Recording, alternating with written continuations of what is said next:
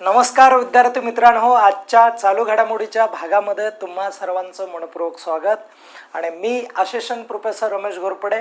विद्यार्थी मित्रांनो, दररोजच्या चालू घडामोडीच्या सेशनमध्ये आपण 10 प्रश्न घेत असतो आणि या प्रश्नाचं विश्लेषण देण्यासाठी दररोज तुम्हाला वेगवेगळे जे काय पॉइंट्स आहेत ते पॉइंट्स समजून दिले जातात। त्यासाठी आजचा जो काय आपला पहिला प्रश्न असणार आहे तो काय आहे तो बघा, व्यवस्थित आपण समजून घेऊ। विद्यार्थी मित्रांनो, हे जे प्रश्न आहेत हे परीक्षेच्या दृष्टीने अतिशय महत्त्वाचे असतात। त्यासाठी कुठेही जायचं नाही आणि हे प्रश्न व्यवस्थित समजावून घ्यायचे।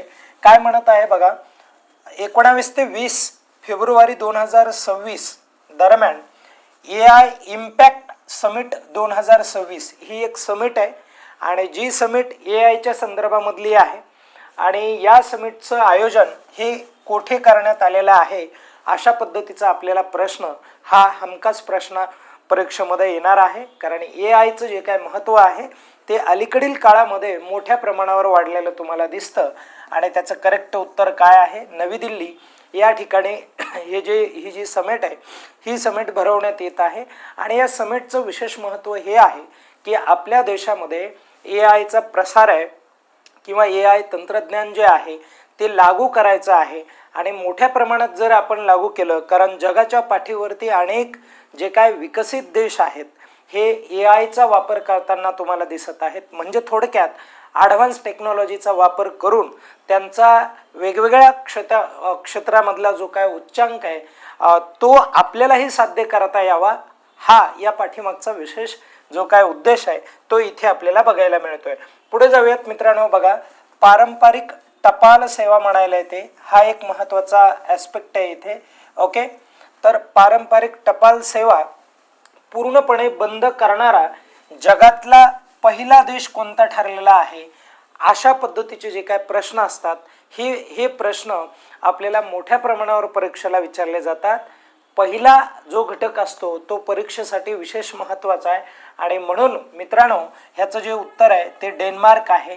आणि डेन्मार्क या देशाने काय ठरवलं माहिती आहे की पत्रांचा जो काय व्यवहार आहे तो अलीकडील काळात म्हणजे डेन्मार्कमध्ये मोठ्या प्रमाणावरती काय झालेला होता, कमी झालेला होता। लक्षणीय घट झाल्यामुळे आणि आधुनिक तंत्रज्ञानाची वाढ मोठ्या प्रमाणात झाल्यामुळे लोक जे आहे ते मेलद्वारे पत्र पाठवत होते किंवा शासकीय जे काही कार्यालय आहेत आणि मग त्यांच्या असं लक्षात आलं की आपल्याला जर डिजिटलला प्रमोट करायचं असेल तर अशा प्रकारचा जो काय आपला पारंपरिक पत्र व्यवहार आहे हा आपल्याला बंद करणं काळाची गरज आहे आणि म्हणून तो त्यांनी निर्णय घेतला। आपण पुढचा भाग बघूयात। बघा, भारताच्या Pinaka long range guided rocket, आता हे भारताचं एक रॉकेट आहे। ओके, आणि या रॉकेटची पहिली यशस्वी जी काय उड्डाण चाचणी आहे ही उड्डाण चाचणी नेमकं कुठे घेण्यात आलेली आहे, तर त्याचं करेक्ट उत्तर काय आहे, तर चांदीपूर आहे, जे ओडिसामध्ये आपल्याला बघायला मिळतंय। हे लक्षात राहू द्या, चांदीपूर ओडिसामध्ये आहे आणि त्या ठिकाणी या न्यू जे काय आता सध्याचं जे काय रॉकेट आहे त्या रॉकेटचं काय केलेलं आहे, एक उड्डाणाची जी काय चाचणी आहे ती चाचणी त्या ठिकाणी घेतली।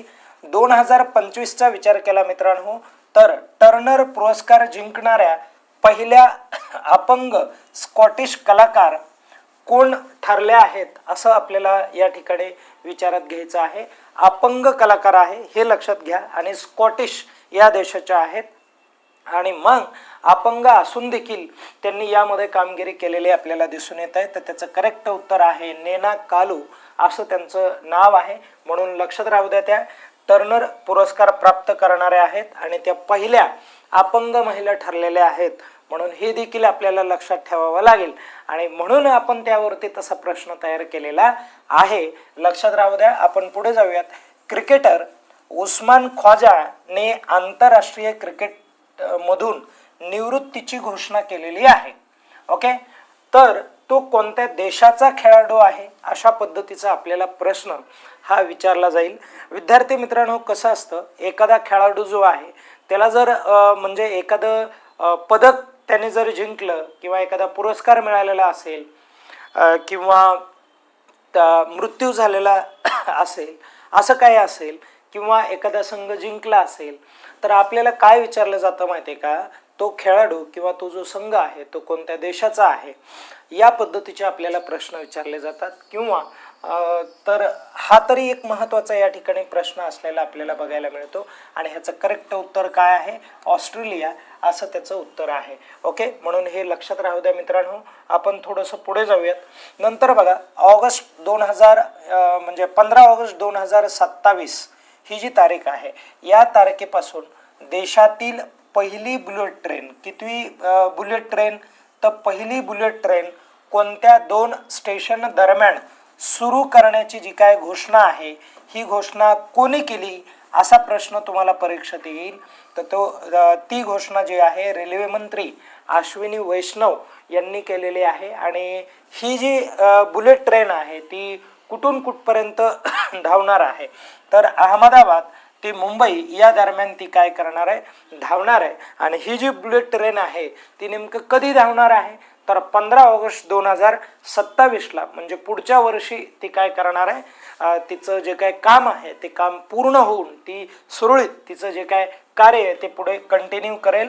आणि नंतरचा एक प्रश्न बघूयात. बघा, पंतप्रधान नरेंद्र मोदी यांनी 20 जानेवारी 2026 रोजी देशातील पहिल्या वंदे भारत, हा एक महत्त्वाचा मुद्दा आहे, Vande Bharat sleeper express train, ही एक्सप्रेस ट्रेन आहे पण कशी ट्रेन आहे, स्लीपर आहे आणि जिचं नाव काय आहे, वंदे भारत आहे. म्हणजे इथे पण हा एक महत्त्वाचा आपल्याला कीवर्ड इथे बघायला मिळत आहे, वंदे भारत. आणि मग विद्यार्थी मित्रांनो बघा, Vande Bharat sleeper express train कोणत्या स्टेशन दरम्यान धावणार आहे अशा पद्धतीचा आपल्याला प्रश्न विचारला जाईल. तर ती जी आहे ती कलकत्तावरून कुठे जाणार आहे, गुवाहाटी इथपर्यंत जाणार आहे. हे लक्षात राहू द्या. कलकत्ता हे पश्चिम बंगालमध्ये मित्रांनो आणि गुवाहाटी हे आसाममध्ये आहे, म्हणून हे लक्षात राहू द्या.